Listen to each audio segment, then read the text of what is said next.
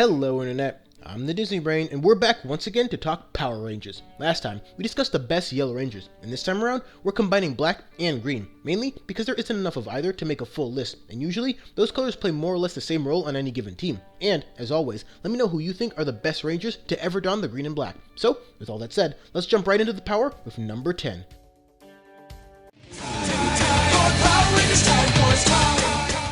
Trip is an interesting ranger, not just because he's an alien ranger, we've had plenty of those before, but because for someone who isn't human, he seems to have a lot of inherent positivity regarding them. He always had this almost childlike can-do spirit, which I mostly appreciated, even though it could be a little much sometimes, and what he does lack in pure physical ability, he makes up for in technical know-how, something I place a high value on, with seasons focused more on technology than mysticism. But through it all, what really makes him a good ranger is his willingness to take a stand when it matters most, as well as be willing to work with even Nadira to do what's right. That actually ends up being a big part of why Nadira herself started questioning Rancic's hatred towards humans. I think he could have been a bit higher if they'd done more of his Zybrian background, but Time Force also had a more important story to tell in the foreground, so I don't really hold that against him, but even still, a powerful way to kick off the list.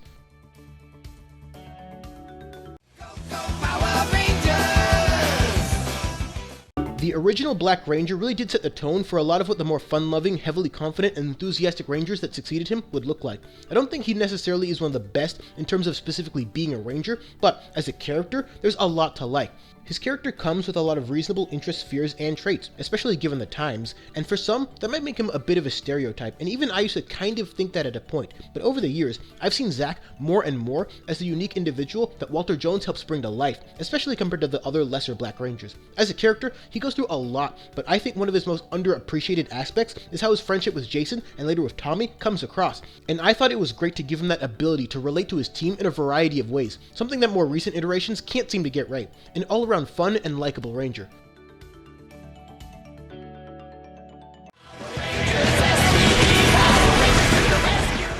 Bridge Carson might just be one of the nuttiest Rangers you'll ever see, and I love every bit of it. He's one of those off-the-wall thinker types that never truly existed in the Ranger universe prior to him, and it really hasn't existed since, and for me, that's one of the major reasons that it works here. Similar to Trip and other Heart of Gold type Rangers, he's often underestimated, but usually pulls through and proves himself to not just be a viable member of the team, but a valuable one, which is why he eventually gets promoted to S.P.D Red Ranger. But at the end of the day, what I love most about Bridge is his eccentricness. Whether it's his tendency to overanalyze or his obsession with buttery toast, Matt Austin, who plays him, delivers a genuine performance that stands out in a season filled with several great characters.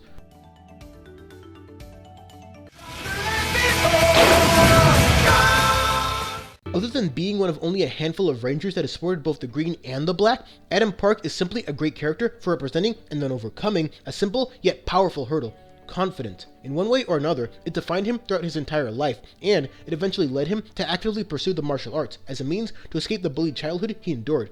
But even as a Ranger, his confidence is constantly tested, since his history makes handling superhero challenges that much more daunting. His more low-key downplayed persona worked really well in the series, and it helped inspire many of the character arcs of future Rangers to varying degrees. But his best episode might just be the one where he's technically not part of the team anymore. In the Power Rangers in Space episode, Always a Chance, Carlos, Adam's successor, loses his confidence after an ill-fated battle, and now it comes full circle, as Adam has to now use everything he's learned to assist the next generation in overcoming their own hurdles. That, and knowing his power coin was defective and morphing anyways, made for an incredible episode. And we all know years later, from Once a Ranger, that he develops into a mature and effective leader as well, if only for a short time. Johnny Young Bosch is one of the definitive faces of Power Rangers, and his character of Adam is one of the all-time best.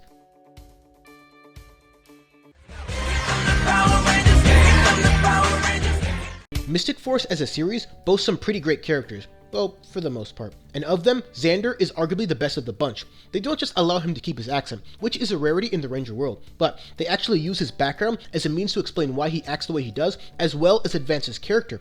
He can be a bit too talkative, he can be a bit pushy, and he can be a bit much. Yet, he proves time and time again that he genuinely cares for the people around him, because there was a time in his life where he really did feel all alone.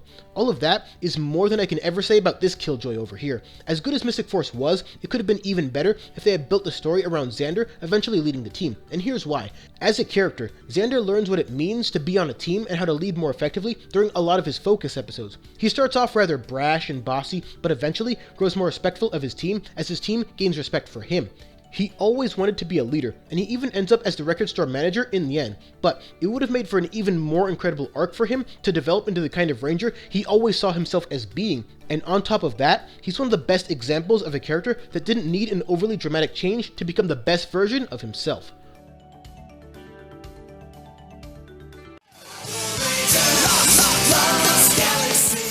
When Lost Galaxy premiered, Power Rangers drastically modified their casting culture by going with an older team versus the teenagers that most of the former teams had. This worked well because it gave all the Galaxy Rangers something to do that wasn't strictly school related. It allowed all of the cast to become fully realized characters, and Damon was no exception. Damon wasn't smart because reasons. He's a senior mechanic. That's his profession, so it makes sense that he would be able to handle a lot of the hardware problems that the team and TerraVenture faces. He's a very hard worker, but he also genuinely enjoys his job, and we learn that he's less concerned with fame or power and only concerned with the relatively simple notion of getting his hands dirty. And we also learn what kind of class he has when he loses a competition due to the cheating of a cohort, but doesn't call him out. And all of that from just one episode. His technical know-how and humble outlook are positives, but he also fully embraces the kind of self-sacrificing mentality that all great rangers have, and that resonates with everyone he interacts with. As a complete character who does both his job as a ranger and a mechanic exceptionally well, he really doesn't have any downsides. Damon Henderson is simply exactly what TerraVenture and the season of Lost Galaxy in general needed from the Green Ranger position.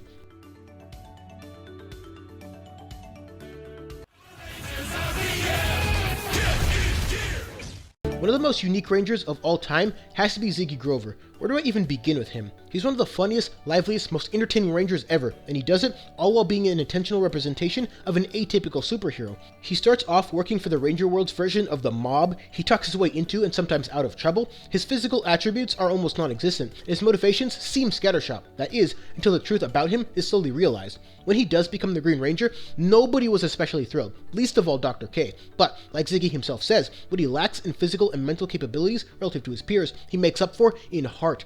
This is the guy who put his own life on the line against Fresno Bob to save a house of sick children. The same guy that ended up saving his former boss from Tenaya just because it was the right thing to do. He wasn't born or destined to be a hero like many Rangers before and after him, but extraordinary circumstances forced him to become the best possible version of himself, which is a running theme for most of the R.P.M. team. But it's even more impressive for Ziggy because again, he's not built for this, but slowly learns and progresses as being a Ranger becomes more of a normal thing for him. He's not the smartest or the strongest and doesn't always look objectively cool while fighting evil, but he never lets that hold him back or send him running for safety. He stood tall and faced the virus at their doorstep knowing that this is what had to be done. Can he be a bit much of his overactive mouth? Sure, but one of the greatest character arcs Power Rangers has ever constructed belongs to him, a captivating embodiment of zero to hero.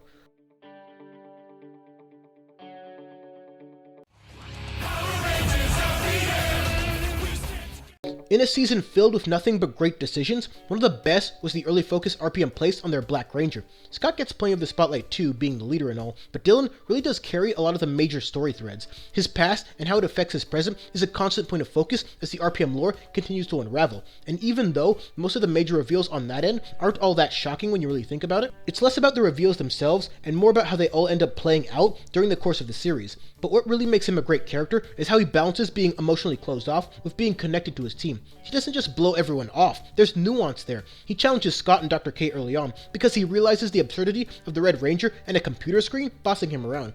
He connects to Summer because they both end up caring about each other and she's the most invested in helping him recover his memories. And, maybe most importantly, he's Ziggy's biggest defender. He's the one saving him from a prison beatdown. He's the one that helped get him out of jail in the end. And he's the one telling the others to deal with it when his unofficial little brother becomes the Green Ranger. And all of that is in spite of how much Ziggy seems to annoy him on the surface level. And even though he doesn't always express it in the most direct ways, because again, he's still something of a brooding bad boy, he has this inherent understanding of the people around him and who he needs to be in relation to them. And that, maybe more than anything else, is really what makes him a great Ranger. Not just his strength or his abilities, but the way he can back people up and call people out when the time calls for it. For all of Dillon's familiar traits, by allowing so much of the story to depend on him, R.P.M. created a truly special Ranger.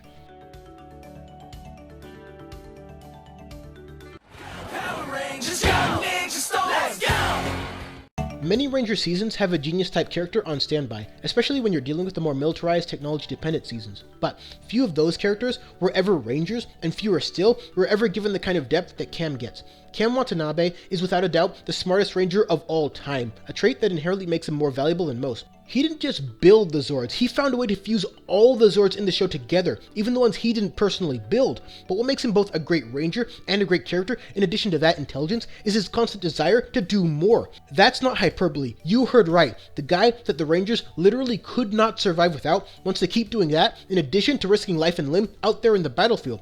This is what a hero looks like, but he also provides great character balance, both in terms of his arc and his personality. He's seen as something of a stick in the mud early on, but Ninja Storm needs him to be that, because the original trio, soon turned 5-man team, is one of the laxest groups of Rangers there is. Heck, the very first episode has them all showing up late to training. They needed Cam not just for the Zords, but to keep them focused and mission ready, which is a very underrated task. But also, as you'll recall, that trio was chosen to become Rangers. Ancient scrolls told of 3 who would be chosen above the others, you know how it goes. Cam never was. He literally had to travel back in time to uncover the Green Samurai power, as well as convince his father that he could handle being a Ranger.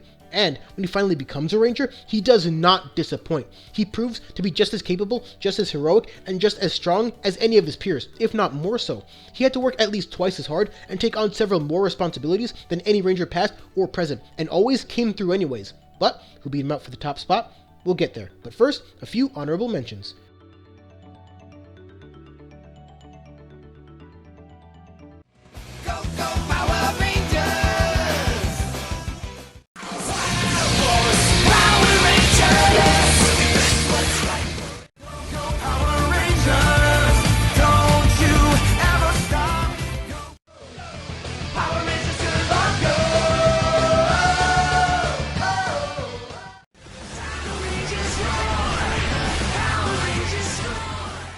With this list, the most obvious number one is also the correct number one as far as I'm concerned, and it goes beyond just his legacy and how he defined early Power Rangers. He also delivers as a character in both his younger Green days as well as his older Black days. Green with Evil stands as one of the greatest character arcs in any Ranger season. Everything about how they introduced Tommy, slowly uncovering the secrets behind Rita's control over him, and his eventual joining of the team just felt right. As a character, Tommy always had this level of understanding that was unmatched in the early seasons. It seemed weird that Tommy would eventually become the leader of a team that he didn't spend the most time on, but it does make sense when you realize that his persona is built for it. He has this truly inspiring aura about him, an aura that not only connects with his team, but gives his team full faith that they'll come out on top, which I think is partly why the Rangers instantly accepted him as part of the team in the aftermath of Green with Evil. When you really think about it, outside of his longevity, there's not one especially prevalent aspect of his personality, but I think that works here. He really is a well-rounded hero who's caring, self-sacrificing, understanding, and considerate, but also knows how to bring the hurt. And none of those aforementioned traits feel overdone.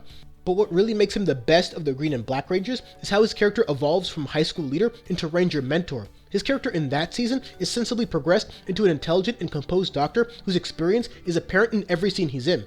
That development helped him embrace a similar role to Cam, where his smarts and fighting prowess proved to be a valuable asset for a new generation of Dino Rangers. But what also makes him much more valuable is his wealth of Ranger experience, which made him not just a perfect mentor, but arguably an even better leader than in his Red Ranger days. Jason David Frank will always be the first man you think of when it comes to the legacy of power, and as far as I'm concerned, he's more than earned that level of recognition and respect. He's number one, so the list is done. Thanks for watching. It's where you belong. Will you join us, Tommy?